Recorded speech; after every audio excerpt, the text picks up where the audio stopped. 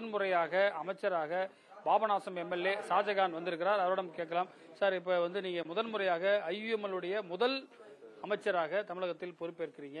நீங்க என்ன சொல்ல விரும்புறீங்க? சிறுபான்மை நலத்துறை உங்களுக்கு ஒதுக்கப்பட்டிருக்கிறது. உங்களுடைய முதல் கட்ட செயல்பாடு எப்படி இருக்கும்?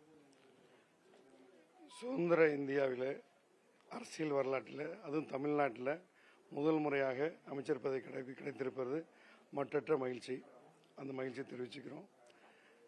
சிறுபான்மை நலத்துறையை பொறுத்த வரைக்கும் இருக்கக்கூடிய மாண்புமிகு முதலமைச்சர் ஜோசப் விஜய் அவர்கள் சிறுபான்மை மக்களுடைய நலனை காக்கக்கூடிய வகையிலே சிறப்பானது ஒரு அமைச்சராக செயல்படும் என்ற அடிப்படையில் தான் அது இந்திய யூனியன் முஸ்லீம் லீக்கிற்கு அவர் வழங்கியிருக்கிறார்கள்.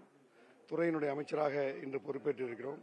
அதிகாரிகளுடன் கலந்து ஆலோசித்து சிறுபான்மையுடைய சமுதாயத்தினுடைய பல்வேறு கோரிக்கைகளை செவிமடுத்து அவர்களுக்கு ஆக வேண்டிய பல்வேறு காரியங்களையும் முதலமைச்சருடைய ஒப்புதலோடு மிகச் சிறப்பாக செயல்படுத்த முடியும் என்ற நம்பிக்கை நிறைவே இருக்கிறது. செய்து முடிப்போம். வக்பு உங்களுடைய வாரியம் வருகிறது. ஏன்னா அதில் நிறைய பிரச்சனைகள், நிறைய பேருக்கு இட பிரச்சனை இருக்கிறது, தர்காக்களுடைய பிரச்சனைலாம் இருக்குது. அதெல்லாம் எப்படி நீங்க ஆய்வுக் கூட்டங்கள் மூலமா வலியுறுத்துவீங்க? கிட்டத்தட்ட 2 மாத காலமாக இப்போ நிறைய பெட்டிஷன்ஸ் பெண்டிங் இருக்குன்னு சொல்லப்படுகிறது. இந்த தேர்தல் MCC காரணமாக இந்த பணிகள்லாம் எப்போது தொடங்கும்?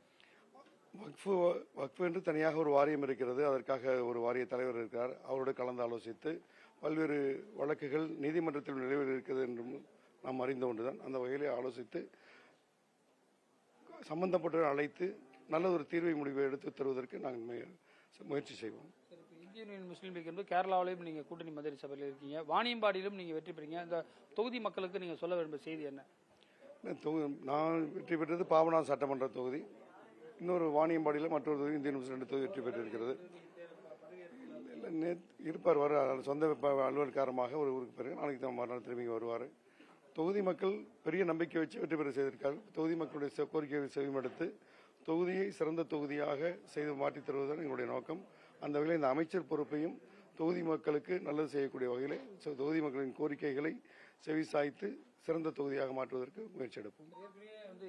இஸ்லாமியர்களுக்கு 3.5% இடஒதுக்கீடு இருக்கு.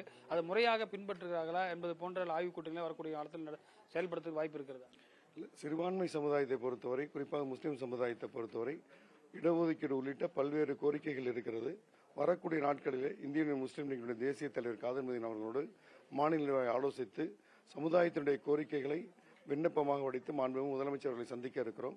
அந்த கோரிக்கைகளை முதலமைச்சர் செய்வெடுப்பார்கள் என்று நம்புகிறோம். உங்களுக்கு MK ஸ்டாலினும் 3 வாழ்த்து தெரிவித்திருக்கார். அவருக்கு நீங்க சொல்ல விரும்பிய செய்தி என்ன?